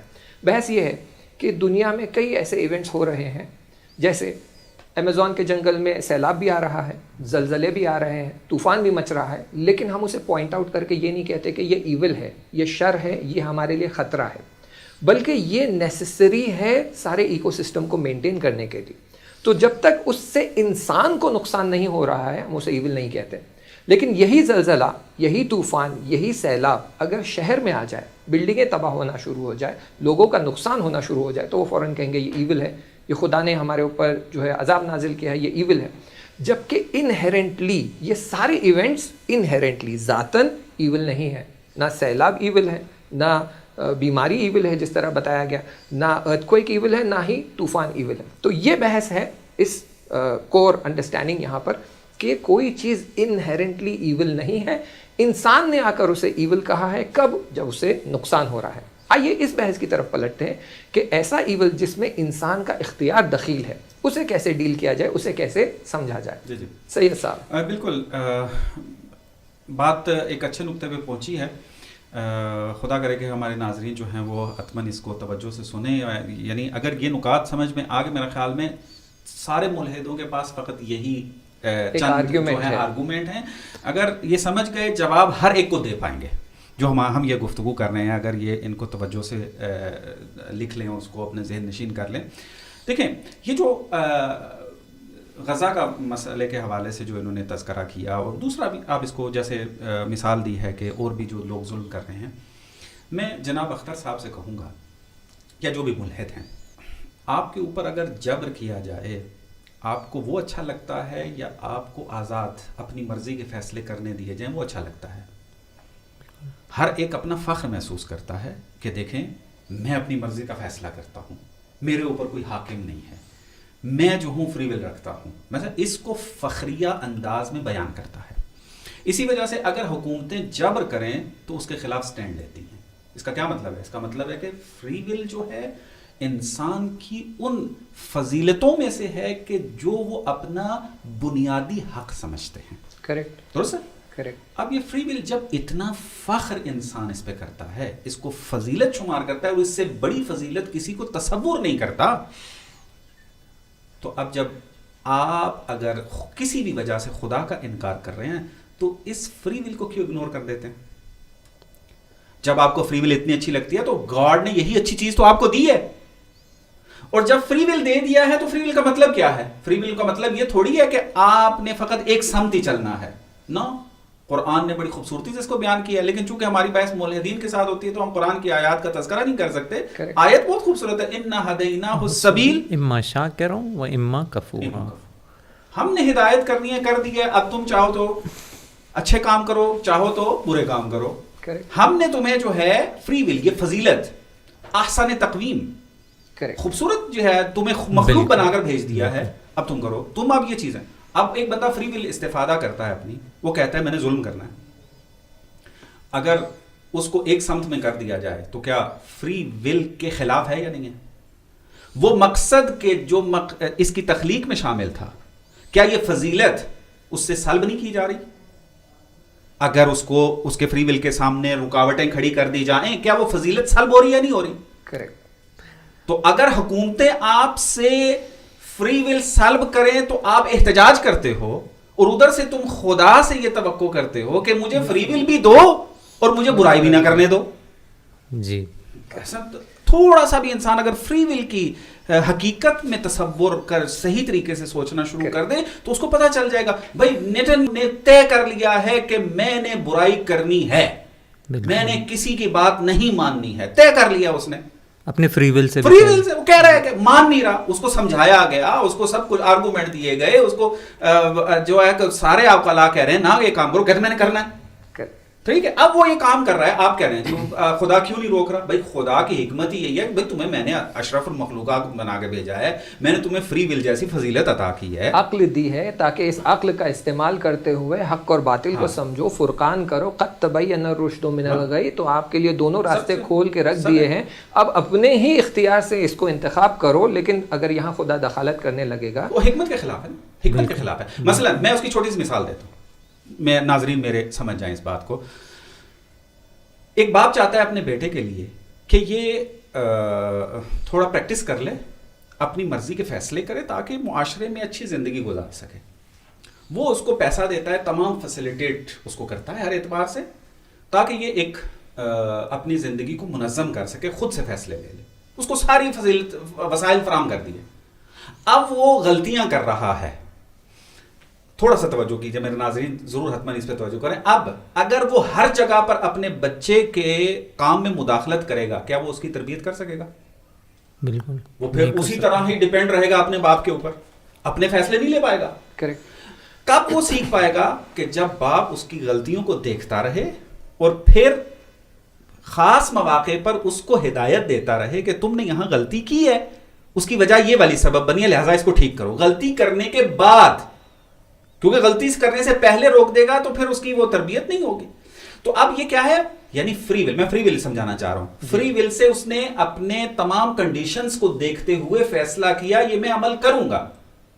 تو اب اس کے سامنے مداخلت کرنا باپ کی اس حکمت کے خلاف ہے کہ میں اس کو اپنے پاؤں پر کھڑا کرنا چاہتا ہوں. اسی طرح اگر خدا نے اپنی خلقت میں یہ حکمت رکھی ہے کہ میں نے ایک ایسا بشر خلق کرنا ہے جو اپنی مرضی کے فیصلے کرے، تو اب آپ کہیں ایک بندے نے ظلم کو اختیار کیا ہے تو آپ اس کے اندر مداخلت کو حکمت کے خلاف سمجھیں گے. کوئی بھی عاقل انسان یہ کام نہیں کرے گا. تو لہٰذا یہ تقاضا کرنا کہ ظلم ہو رہا ہے کیوں روک نہیں رہا ہے، آل پاورفل ہو کے آل نالج رکھتے ہوئے، آل مرسیفل ہوتے ہوئے، تو اس کی حکمت کے خلاف ہے. کیونکہ خدا نے خود کہا ہے کہ میں نے تمہیں انا ہدیناہ السبیل، اب اما شاکرا و اما کفورا. تو لہٰذا یہاں پر خدا کی نفی نہیں ہوتی. بالکل. اب دیکھیں یہ جو مثال آپ بتا رہے ہیں، کئی باتیں ایسی ہیں کہ اسے نظر انداز کی جاتی ہے. فار ایگزامپل آپ نیشنل جغرافی کی اگر ڈاکیومنٹریز دیکھتے ہیں تو آپ دیکھیں گے کئی ریسرچرز جاتے ہیں، صحرا میں جاتے ہیں، ڈیزرٹ میں جاتے ہیں، کیپچر کرتے ہیں، واچ کرتے ہیں اینیملز کو، اور دیکھتے ہیں کہ جو شیر ہے یا لائن ہے وہ جو ہے ہرن کو کھا رہا ہے، تو وہ دیکھ رہے ہیں کہ شیر اسے کھا رہا ہے، لیکن وہ کہتے ہیں کہ نہیں، ہمیں دخالت نہیں کرنا ہے، ہمیں پیچھے کھڑے ہو کر دیکھنا ہے کہ شیر نیچرلی کیسے بیہیو کر رہا ہے، یعنی اس کے اندر جو صفاتیں ہیں، جو اس کے اندر نیچرل انسٹنکٹس ہے، وہ کیسے بیہیو کر رہا ہے. تو یہ تو سائنس بھی کہتا ہے کہ دخالت نہیں کرنا ہے، اور نیچرل بیہیویئر کے بیسس پہ ہمیں یہ نتیجہ لینا ہے کہ شیر وحشی ہے یا مہربان ہے یا کیا ہے. خدا بھی اس نے جو اپنا ایک نظام بنایا ہے وہ اسی اینگل سے بنایا ہے کہ میں نے انسان کو خلق کیا ہے، اسے اختیار دیا ہے، اب میں دیکھنا چاہتا ہوں کہ وہ اپنے اختیار کے ساتھ کیا کرتا ہے، حق انتخاب کرتا ہے یا باطل انتخاب کرتا ہے. اور پھر خدا نے یہ بھی کہہ دیا حق انتخاب کرو گے اس کی تمہیں جزا ہے، جزا ملے گی، اور باطل انتخاب کرو گے اس کی سزا ہے، اور اگر یہ اختیار نہ ہوتا تو سزا اور جزا بے معنی ہو جاتا. ایک ٹاپک جو نیسیسری ہے جو ڈسکس ہو جائے اور کلیئر ہو جائے وہ ہے فیتھ اور بلیف والا ٹاپک، جہاں پر جاوید اختر نے آ کر یہ کہا کہ بھائی ایک چیز ہے فیتھ اور ایک چیز ہے بلیف، اور ہر ریلیجن یہ کہتا ہے کہ آپ کو فیتھ ہونا چاہیے، اور میں فیتھ کو نہیں مانتا کیونکہ فیتھ میں نہ دلیل ہے، نہ عقل ہے، نہ معقول ہے. It doesn't make sense. It's just blind believing. And I don't buy this. تو کومل صاحب آپ آئیے اس کو تھوڑا سا اوپن کریے تاکہ ہمارے ناظرین کے لیے یہ بات کلیئر ہو جائے کہ بھئی کیا واقعاً اسلام آپ سے اس طرح کا فیتھ مانگتا ہے کہ آپ اندھا دھن دین پر عمل کرتے رہیے اور اس پر آنکھ بند کر کے اس کو مانتے رہیے، یا اسلام آ کے کہتا ہے نہیں ہم آپ سے کچھ اور چاہتے ہیں؟ جی، پہلی بات تو جاوید اختر صاحب جو ہیں وہ ایتھیزم کے نمائندے بن کر فیتھ کو بھی جب انہوں نے آ کے بیان کیا تو انہوں نے کہا ہر دین میں، ہر مذہب میں یہی فیتھ ہے، ٹھیک ہے، جبکہ ہمیں پتہ ہے تھوڑی سی اگر کوئی کتابیں اٹھا کے پڑھ لے، تاریخ پڑھ لے مذاہب کی، تو ہمیں تو یہ نظر آتا ہے کہ ہر دین نے اپنا اپنا فیتھ کا، ایمان کا تصور پیش کیا ہے. اب یہاں پہ چلے چھوڑے یہ پڑھنا بھی نہیں ہے آپ کو، لیکن فیتھ جو ہے جب بھی فیتھ مطرح کیا جاتا ہے یا فیتھ کی بات ہوتی ہے تو آپ دیکھیں گے اس کو دین سے جوڑ کے ہی جو ہے پیش کیا جاتا ہے، ایسا ہی ہے نا. تو کامن سینس جس کی وہ بار بار بات کر رہے تھے، تو کامن سینس کیا بنتا ہے کہ کیونکہ دین بات کر رہا ہے نا، تو جو دین فیتھ کی بات کر رہا ہے کم سے کم اس دین سے جا کے پوچھے تو صحیح کہ تمہارے یہاں فیتھ کا کیا معنی ہے، کم سے کم یہ بنتا ہے نا. یہ نہیں کہ آپ نے، چونکہ وہ جس فیتھ کی بات کر رہے تھے وہ ایک خاص فرقے کی، ایک خاص مذہب نے جو فیتھ کا تصور پیش کیا ہے نا، اس کو آ کے جنرلائز کر رہے تھے، کہہ رہے تھے کہ ہر دین اور ریلیجن کے اندر، ہر مذہب کے اندر فیتھ یہی ہے. اور وہ بلائنڈ فیتھ کی بات کر رہے تھے کہ فیتھ کا مطلب ہی یہ ہوتا ہے کہ نہ اس کے پیچھے کوئی آرگیومنٹ ہے، نہ کوئی دلیل ہے، نہ عقل ہے، کچھ بھی نہیں ہے. اور انہوں نے مثالیں بہت اچھی دی، مثالیں اچھی تھی، لیکن بات جو ہے وہ بہت اچھی نہیں تھی ان کی بات. تو ابھی یہاں پہ ہم جب پلٹتے ہیں اسلام کے اندر، جیسے مولانا نے بھی پوچھا یہاں پر کہ اسلام نے کیا تصور پیش کیا، تو بالکل اسلام نے بھی آ کر جو ہے فیتھ کا ایک تصور پیش کیا، بڑا خوبصورت، ٹھیک ہے. اور وہ کہہ رہے تھے فیتھ اور بلیف اس میں کیا فرق ہے، تو تھوڑا بہت کوئی قرآن پڑھ لے، تھوڑی بہت روایات پڑھ لے تو اس کو ایک چیز سمجھ میں آتی ہے، واضح طور پہ سمجھ میں آتی ہے کہ دیکھیں بلیف جو ہوتا ہے اس کا لینا دینا علم سے، یعنی، اور اسلام نے کہا ہے کہ جب فیتھ کی طرف آنا نا تو علم ساتھ میں لے کے آنا، بغیر علم کے نہیں آنا. یعنی تمہیں پتہ ہونا چاہیے کہ تم جب ایمان لاؤ گے، اب میں آؤں گا کہ فیتھ کیا ہے، ایمان کیا ہے، تو پہلے اپنا علم صحیح کر لینا کہ خدا ہے، ادھر ادھر سے نہیں، کوئی دلیل کے ساتھ پہلے اس کو ٹھیک کر لو کہ خدا ہے تو کیوں ہے، یہ ایک سرٹنٹی اور ایک اطمینان تک پہنچ جاؤ دلائل کے ذریعے سے، پھر ایمان لانا. پھر آپ کیا کرو، جب اس نالج کو آپ اپنے دل میں اتارو گے، دل سے قبول کر لو گے، اور جب یہ دل سے قبول ہو جائے گا، دل میں آپ فیصلہ کر لو گے کہ مجھے اس علم کے مطابق عمل کرنا ہے، تو یہ بنتا ہے کیا، آپ کا فیتھ بنتا ہے. اسلام نے اس طرح کا تصور پیش کیا، بڑا خوبصورت تصور ہے. اور باقاعدہ جو ہے جب لوگ آ کے کہتے تھے کہ ہم مسلمان ہو گئے، اور ہم نہ کہتے تھے کہ ہم ایمان لا چکے، ٹھیک ہے، قرآن میں آیت ہے قالت الاعراب آمنا، اور پھر پیغمبر نے کیا کہا، خدا نے، یعنی آیت آئی اور خدا نے کیا کہا کہ نہیں، مت کہو کہ ایمان لائے ہو، کہو کہ اسلام لے کر آئے. یعنی ابھی تمہیں پتہ چلا ہے کہ ایک خدا ہے، اس کا ایک رسول ہے، اب تک تمہارے قلبوں میں یہ شامل نہیں ہوا ہے. تو دیکھیں اس طرح کا تصور اسلام نے پیش کیا جو کہ بیوٹیفل ہے، اور سپورٹڈ بائی آرگیومنٹ ہے، علم ہے، سوال ہے، سب کچھ ہے. بالکل سوال کے اندر ہی میں اس میں اگر اضافہ کروں ایک مطلب کا، تو بہت خوبصورتی سے آپ نے ایمان اور یقین کی جو رابطہ ہے اس کو بیان کیا ہے. کہتے ہیں کہ جی فیتھ میں سوال نہیں کرنے دیا جاتا، لیکن ہم قرآن کے اندر دیکھتے ہیں، اسلام چونکہ ہماری بنیادی کتاب جو وہ قرآن ہے، اسلام پورے کا پورا وہی ہے، اس کے اندر بار بار جو ہے سوال کرنے پر ابھارا جا رہا ہے. فاسألوا اہل الذکر افلا ينظرون الى الابل كيف خلقت، تدبر کی طرف توجہ دلائی جا رہی ہے. بالکل. اور بھی خلق خدا میں، یہی کائنات کے اندر ایسے ہی ہے. اسی طرح سے بار بار کہا جاتا ہے تعقل لعلکم تتقون، لعلکم تعقلون، افلا یتدبرون، افلا تتفکرون، یتفکرون، ہر اعتبار سے، ہر جگہ پہ کم سے کم 25 بار جو ہے. پھر ایک جگہ پر جا کر کہا قل ہاتوا برہانکم ان کنتم صادقین، اگر تم سچے ہو تو برہان اور دلیل لے کر. یعنی جگہ جگہ کے اوپر دلیل کے. یا مثلا اف اللہ شک فاطر السماوات والارض. مجھے لگتا ہے وہ جو برنارڈ رسل کی انہوں نے کتاب پڑھی، اس کے مثلا عوض میں یا اس کے ساتھ ساتھ قرآن بھی تھوڑا پڑھ لیتے تو شاید یہ سمجھ میں آ جاتا. بلکہ میں تو ابھی ایک پروگرام میں نے ایک سجیشن کی، میں پچھلے ہفتے میرا لائیو پروگرام تھا، اس کے اندر میں نے کہا کہ پہلے کہا کرتے تھے ترجمے آپ لوگوں نے کیے ہیں، عربی تو ہمیں آتی نہیں ہے، مولد کہتے تھے ترجمے آپ لوگوں نے کیے ہیں، ہم اس پر جو ہے نا وہ اعتماد نہیں رکھتے. اب تو مسئلہ ختم ہو گیا، اب تو اے آئی ہے، ملحدوں نہیں بنائی ہے آپ کے بقول، اگرچہ سارے ملحد نہیں ہیں لیکن یہ ہے کہ اے آئی ابھی تو آپ یہ نہیں کہہ سکتے کہ مسلمان نے ترجمہ کیا. آپ آیت کو اٹھائیں، اے آئی کو دے دیں، اپنی زبان میں ترجمہ کروائیں اور پھر اس کی اسٹڈی کریں اور پھر بتائیں کہ کہاں پر قرآن نے کہا ہے کہ میرے اوپر سوال کرنا تمہارے اوپر جائز نہیں ہے، اگر تم میرے اوپر سوال اٹھاؤ گے میں تمہیں جہنم پہ پھینک دوں گا.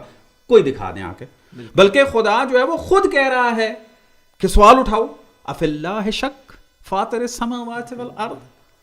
یا مثلا یہ افلا ينظرون الى الابل کیف خلقت، خلقت میں تدبر کرو تاکہ میرے تک پہنچو. آیات ہیں تعقل کرنے والے کے لیے. اس طرح کی یہ باتیں جو ہے وہ قرآن کے اندر موجود ہے. آپ خود اے آئی سے استفادہ کریں اور دیکھیں. اچھا دوسری بات یہ کہ یہ جو آپ نے برٹن رسل کی بات کی ہے، اصل میں مشکل جاوید اختر کی نا یہی ہے، اس نے برٹن رسل جیسے لوگوں کو پڑھا ہے، وہ مسیحیت کے اندر سے ملحد نکلے ہوئے ہیں، انہوں نے فیڈزم پڑھا ہوا تھا.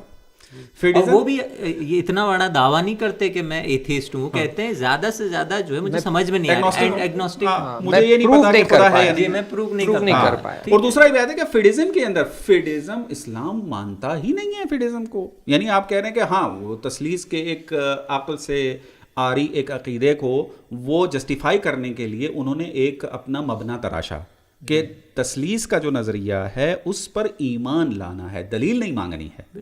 درست ہے، کیونکہ ایمان کا تعلق دلیل سے نہیں ہے. وہ فیڈزم والے تھے، نیوٹن کا بھی یہی مسئلہ تھا. جی تو آئی تھنک یہی کہ جاوید اختر نے اگر رچرڈ ڈاکنز کی کتاب پڑھی ہے اور کہیں نہ کہیں وہ اشارتاً کہتے ہیں کہ بھائی میں پڑھے لکھوں والوں کی بات سنتا ہوں، جیسے ڈاکٹر کی بات آتی ہے تو کہتے ہیں وہ ڈاکٹر پڑھا لکھا ہے لیکن خدا، تو انہیں چاہیے کہ کم سے کم اسلام کے جو پڑھے لکھے اسکالرز ہیں جیسے ایویچینا، ابن سینا، انہوں نے آ کر فلسفی کی کتاب لکھی ہے، اس پر انہوں نے آ کے یہ سارے برہان پیش کیے ہیں، برہان وجوب امکان بھی ہے.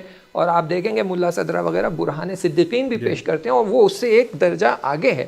تو انہیں اگر اتنا پسند ہے کتابیں پڑھ کر وہ بھی اسکالرز کی، تو وہ آئے ابن سینا، ابن رشد کی کتابیں پڑھیں. اور ابن سینا کوئی کم نہیں ہے، وہ فادر آف ماڈرن میڈیسن ہے اور وہ ایک ہیوی کنٹریبیوٹر ہے انٹو ماڈرن. اگر آپ نے سائنس کوئی ہر چیز ماننا، میڈیکل پریکٹس تو کرتے تھے، کینن آف ایویچینا یوز کرتے ہیں اور وہ ایسٹرونومی میں ایک ہیوی ویٹ کنٹریبیوٹر ہے دنیا میں. ابھی بھی ان کے ہی ٹولز یوز کر کے انہوں نے اپنے سارے ماڈرن ٹولز بنائے. تو اگر آپ کو واقعی اسکالرز کو ہی اتنا احترام دینا ہے تو آئیے، ہمارے پاس کم نہیں ہے اسکالرز. ہاں، آپ کی اس بات کی تائید کے اندر عرض کروں، اگر دین اتنا بیکار ہوتا، خدا کا انکار اگر اتنا آسان ہوتا تو نیوٹن خدا کا انکار کیوں نہیں کر سکا؟ بالکل. آئنسٹائن ڈر گیا، اس کو بیان دینا پڑا کہ بھائی میں انکار نہیں کر سکتا. جب میں اس کائنات کو دیکھتا ہوں، اس میں جو آرڈرلی نیس دیکھتا ہوں، پریسیجن دیکھتا ہوں، تو میں ایک انٹیلیجنٹ کانشیس کو دیکھ رہا ہوں، میں انکار نہیں کر سکتا. اسی طرح یہ جو روشن فکری کی لہر کو، یہ کیا کہتے ہیں اس کو، قرون وسطیٰ کے بعد جو ایک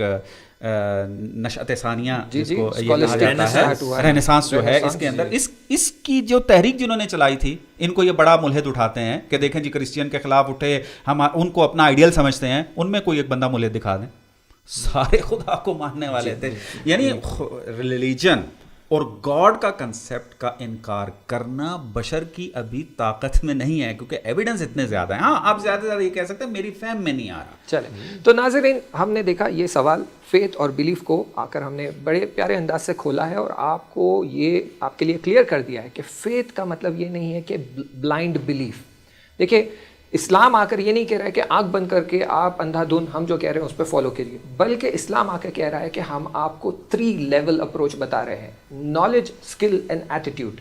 آپ نالج حاصل کیجئے، اس سے پریکٹس کیجئے اور اپنا اسکل بنائیے، یعنی جتنا علم آپ حاصل کر رہے ہیں اس پر عمل کیجیے، اور ایسا عمل کیجیے کہ یہ عمل آپ کا کردار بن جائے. دین آپ سے صرف یہ نہیں کہہ رہا ہے کہ علم لے لو، وہ کہہ رہا ہے علم بھی لیجیے، عمل بھی کیجیے. آپ قرآن کھول کر دیکھیں گے تو اس میں آپ کو 50 آیت ملیں گے، منیمم 55 آیت آپ کو ملیں گے. یا ایھا الذین آمنوا وعملوا الصالحات. تو یہ عامل الصالحات یہ کہہ رہا ہے کہ جو ایمان لے کر آئے ہیں، علم حاصل کر چکے ہیں، عمل کیجیے.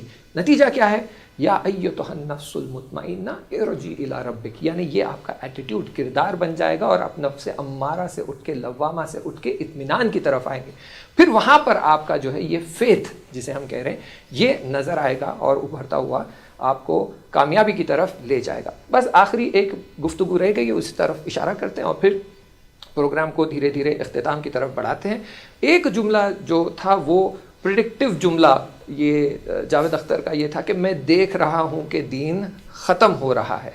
اور فوراً ایک صاحب نے وہاں سے اٹھ کر کہا کہ بھئی آکسفورڈ نے ریسرچ کیا ہے اور وہ کہہ رہے ہیں کہ آپ دین کو ختم نہیں کر سکتے. تو بڑے سادے انداز میں انہوں نے کہہ دیا کہ بھئی وہ ان کی اوپینین ہے. تو پھر یہ بھی تو آپ ہی کی اوپینین ہے اور سائنٹیفک ڈیٹا آپ ماننے تیار نہیں ہیں، لیکن آپ کہہ رہے ہیں کہ میں سائنس کو ہی نظر میں رکھ کے مانتا ہوں. دین جو ہے وہ بلائنڈ فیتھ ہے. یہاں پہ ان کے تضادات سامنے آتے ہیں نا. جی مثلا یہی دیکھیں، بالکل وہ کہتا ہے کہ میں چونکہ برٹن رسل نے کہا ہے، چونکہ ڈاکنز نے کہا ہے، لہٰذا فیتھ بلائنڈ ہوتا ہے. جی کیونکہ وہ پڑھے لکھے ہیں. ٹھیک ہے، ایک بندہ برٹن رسل، ایک بندہ رچرڈ ڈاکنز، اس نے ایک کتاب لکھی، اس کے اندر ایک اپنے پوائنٹ آف ویو کو بیان کیا، اس کو یہ پوری دنیا پر اپلائی کرنے کے لیے تیار ہو گئے ہیں. پوری تھیوری بنا لی ہے، تھیوری بنا لیا اس کے اوپر، اور یقین کے ساتھ، جس میں 1% بھی احتمال نہیں ہے خلاف کا. درست ہے، اس کے اوپر کھڑے ہو کر یہ جو ہے وہ دعویٰ کر رہے ہیں. لیکن دوسری طرف سے عاصم افتخار صاحب کی طرف سے ایک ڈیٹا جو ہے وہ بیان کیا جاتا ہے جو فیکٹ کی بنیاد پر ریسرچ کی گئی ہے، وہ بھی ایک معتبر یونیورسٹی کی طرف سے. اس میں چند ریسرچرز ہیں، انہوں نے نمبر بھی بتایا. بالکل بتایا، اس میں 2011 کی ریسرچ بتا رہے تھے، اور چند لوگوں نے مل کے کی ہے. ریسرچ ہوا ہے پورا، یعنی اکیڈمیا میں کیا ہوتا ہے جی اس میں بجٹ خرچ کیا جاتا ہے، وہی میتھڈ، وہی ایمپیریکل میتھڈ کے ذریعے سے، یعنی انہوں نے گیا ہے نا، پوچھا ہے لوگوں سے کہ تم مانتے ہو نہیں مانتے ہو ایسے. تو اب وہ کہتے ہیں ان کا اوپینین ہے. اگر ان کا اوپینین ہے تو آپ کا بھی تو اپنا اوپینین ہے نا. آپ پھر یقین کیوں کر رہے ہیں؟ آپ کو اگر یہ ڈیٹا قبول نہیں ہے تو پھر آپ کسی بھی بات پر اعتماد نہیں کر سکتے. پھر تو یہ کیا ہو جائے، ذوقی ہو جائے گا، سلیقے ہو جائے گا. بھائی تمہارا دل کر رہا ہے یہ بات ماننا، میرا دل کر رہا ہے یہ بات ماننا، اکیڈمک بحث نہیں ہوگی، ہم ڈسکشن نہیں کر پائیں گے. بوفے ڈنر بن گیا ہے کہ مجھے یہ پسند ہے میں یہ لیتا ہوں اور یہ میں چھوڑ دوں گا. اور یہ تو آپ کو ریسرچ بیس چلنا ہے. آپ ہی خود کہتے ہیں ریسرچ کر کے لائے، ریسرچر لوگوں کا لائے، ماہر بندوں کا لائے. اس نے ریسرچ دکھائی ہے، آپ اس کو انکار کریں. کیوں؟ کیونکہ آپ کے نظریے کے خلاف ہے. چلیں ہم آپ کو مزید تھوڑے سے اضافات کر کے دیتے ہیں کہ دین ختم ہو رہا ہے یا آ رہا ہے. جی یہاں پہ بس ایک نقطہ ذہن میں آ رہا ہے.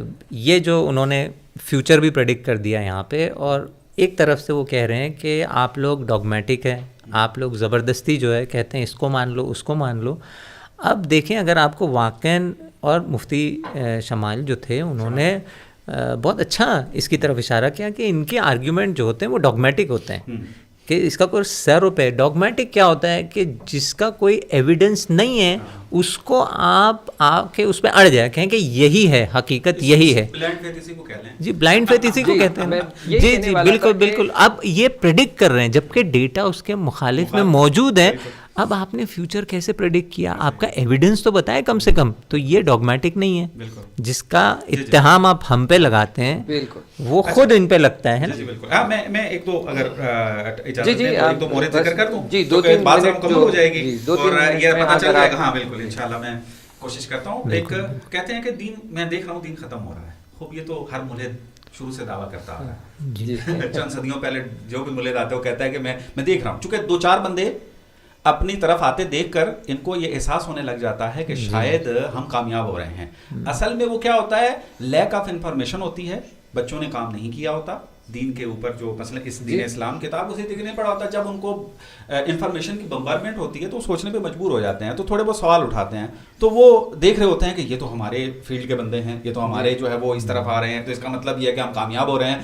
لیکن ہم نے خود اس کو جو ہے وہ تجربہ کیا ہے لائیو پروگرام میں. جیسے ہی ہم نے ان کے سوالات کے جوابات دینے شروع کیے، انہوں نے آن لائن آ کر کلمے پڑھنا شروع کر دیے. ایک بات. دوسری بات، اینٹنی فیلو 2010 میں اس کا انتقال ہوا ہے. دوست ہے اگر خدا کا کنسیپٹ اتنا ہی کمزور ہوتا وہ 50 سال ملحد رہا ہے اور ملحدوں کا ریفرنس رہا ہے. جی اس نے کتاب لکھی ہے دیر از نو گاڈ, آرٹیکل لکھے اس نے کافی, یعنی ڈاکنز جیسا بندہ بھی اس کے آرٹیکل کا حوالہ دیتا ہے الہاد کے اندر. 50 سال ملحد رہنے کے بعد بندہ آ کے کیا کرتا ہے, اس کا انٹرویو ابھی بھی یوٹیوب پہ پڑا ہوا ہے, میرے جوان حتمن جا کر اینٹونی فیلو کو سرچ کریں, اس کے آخری انٹرویو کو دیکھیں جا کے. وہ کیا کہتا ہے, میں مان چکا ہوں کہ اس کائنات کا کوئی نہ کوئی کریٹر ہے. اچھا پہلا قدم یہی ہے, دین کا پہلا قدم یہی ہے. بالکل وہ بات کی باتیں ہیں کہ یہ کریٹر جو ہے وہ خدا نے جو اس کی تفسیر بیان کی ہے یا کرسچینٹی جوڈیزم نے, ابھی اس کی بات نہیں ہو رہی. ابھی پہلا جو قدم دین کے لیے ہے, چونکہ اگر کریٹر ثابت ہو گیا تو دین کی بھی بات بھی آ جائے گی. جیسے امیر المومنین کہتے ہیں اول الدین معرفتہ, اس کی معرفت وہاں سے شروع. یہی بات تو شمیل ندوی صاحب اسٹیبلش کرنا چاہ رہے تھے کہ بھائی اتنا مان لو کہ نیسیسری بینگ ہے, اتنا مان لو پھر باقی کا ہم دیکھیں. اچھا اب یہاں بھی دیکھیں 50 سال ملحد رہ کے, اچھا پڑھا لکھا ملحد بھی تھا کیونکہ ریفرنس رہا ہے ملحدوں کے لیے. جب اس نے اعلان کیا کہ میں الہاد کو چھوڑ رہا ہوں, ملحدوں کے گھروں میں زلزلہ طاری ہو چکا تھا. آپ کبھی تاریخ اس پیچھے پڑھ کے دیکھیں کیا حالت تھی. اسی وجہ سے ڈاکنز جو ہے وہ دا گاڈ ایلیوژن کے اندر اس کی توہین کرتا ہے. وہ کہتا ہے یہ میں اس کو اپنی زبان میں بیان کرتا ہوں, اس نے تھوڑا سا نا گول مول کر کے بیان کیا, یہ آخری عمر میں سٹے آ گیا ہے. اس کو میں محاوراتی اگر بیان کروں یوں کر کے وہ اس کو بیان کر رہا تھا. اچھا چلیں اگلا قدم بڑھاتے ہیں. فرانسس کالن, آپ اس کی زندگی پڑھ کے دیکھ لیں, ٹھیک ہے, اس کے رچرڈ ڈاکنز کے ساتھ مناظر موجود ہیں. یہ اپنی زندگی ملحد رہا. اگر اور سائنسدان, یعنی اس نے سائنس کے میدان میں کام کیا ہوا ہے, بہت بڑا اپنا پوسٹوں کے اوپر بھی یہ رہا ہے, پڑھے لکھی جو ہے شخصیت ہے. یہ پلٹ رہے ہیں. ہمیں کتنے لوگ, میکراس جو کہ اس وقت رچرڈ ڈاکنز کو سب سے زیادہ رد کر رہا ہے, اس کی زندگی پڑھ کے دیکھیں ملحد ہے, لیکن واپس پلٹ کے آیا کس کی طرف کہ کریٹر ہے. تو لہٰذا ہمیں جو ہے نا وہ پلٹنا بہت زیادہ نظر آ رہا ہے. بالکل بالکل. اور آپ مثلا اگر ڈیٹا کلیکٹ کرنا شروع کر دیں تو آپ کو کتنے لوگ دانش مند, نہ چھوٹے چھوٹے لوگ, دانش مند لوگ پلٹنا شروع ہو جائیں, پلٹتے ہوئے نظر آئیں گے اور کتابیں لکھ رہے ہیں. اچھا بعض سائنسدان انہوں نے ایک ایسی وہ کیا ہے مافیا درست کی ہوئی ہے کہ بعض اپنے عقیدے کا اظہار نہیں کرتے. کیوں؟ اگر وہ کہہ دیں گے کہ ہم جو ہے وہ کریٹر کے اوپر ایمان رکھتے ہیں تو وہ ان کو نوکری سے نکال دیں, اور بائیکاٹ ہو جائیں گے نا.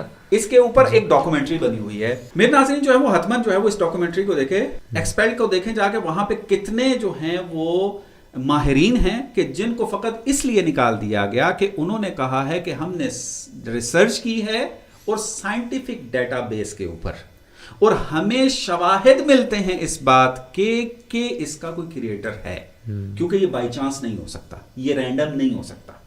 تو لہٰذا انہوں نے ایک ایسا مافیا بنایا, تو لہٰذا بعض افراد اپنی نوکریاں بچانے کے لیے خاموش بھی ہیں. تو لہٰذا اس اعتبار سے یہ کہے کہ دین ختم ہو رہا ہے میں دیکھ رہا ہوں نہ, آپ اگر اینک اپنے تعصب کی اتار کے ریسرچ کرنا شروع کر دیں, دین واپس آ رہا ہے. یورپ کے اندر سے جو دین نکلا ہے وہ واپس پلٹنا شروع ہو گیا ہے, اور اس کی بہت ساری مثالیں اور پیپرز موجود ہیں اس کے اوپر. چلے بہت شکریہ سید ظاہر صاحب اور کومیل بوجانی صاحب. ناظرین آپ کا ہم بہت شکریہ ادا کرتے ہیں کہ آپ ہمارے ساتھ بنے رہے, جڑے رہے, ہماری باتوں کو سنتے رہیں.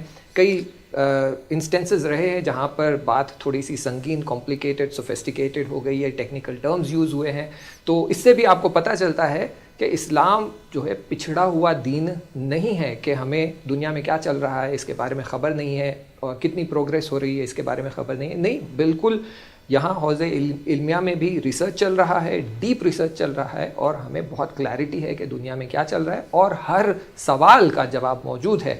اور ہم بارہا یہ کہتے ہیں کہ سوال پوچھنے سے مت ڈریے, اپنے سوال پوچھیں, کمنٹس میں آپ لکھیے سوال, سبسکرائب کیجئے اور کمنٹس میں اپنے سوال لکھیے, اور انشاءاللہ کوشش کی جائے گی کہ اگلے سیٹ آف جو پوڈ کاسٹ ہوں گے یا برنامے ہوں گے یا پروگرامز ہوں گے اس میں آپ ہی کے سوالوں کو نظر میں رکھتے ہوئے, اسی ٹاپک کو سلیکٹ کرتے ہوئے آپ کے سوالوں کے جواب دینے کی کوشش کی جائے گی.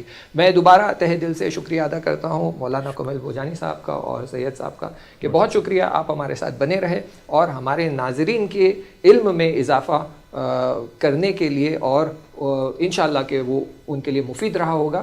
بس آپ جو ہے اس پوڈ کاسٹ کو شاید آپ کو دوبارہ سننا پڑے، لیکن اپنے آپ کو تھوڑا سا محکم کر لیجئے تاکہ کل آپ کے سامنے کوئی آ جائے اور یہ الہادانے باتیں جو ایتھیزم کی باتیں ہیں آپ کے سامنے پریزنٹ کرنے لگ جائے تو آپ کے پاس اس طرح کے جواب تیار ہونے چاہیے۔ وصلی اللہ علی سیدنا محمد و اہل بیتہ الطیبین الطاہرین۔ فجر میڈیا، روشنی عقیدے کی۔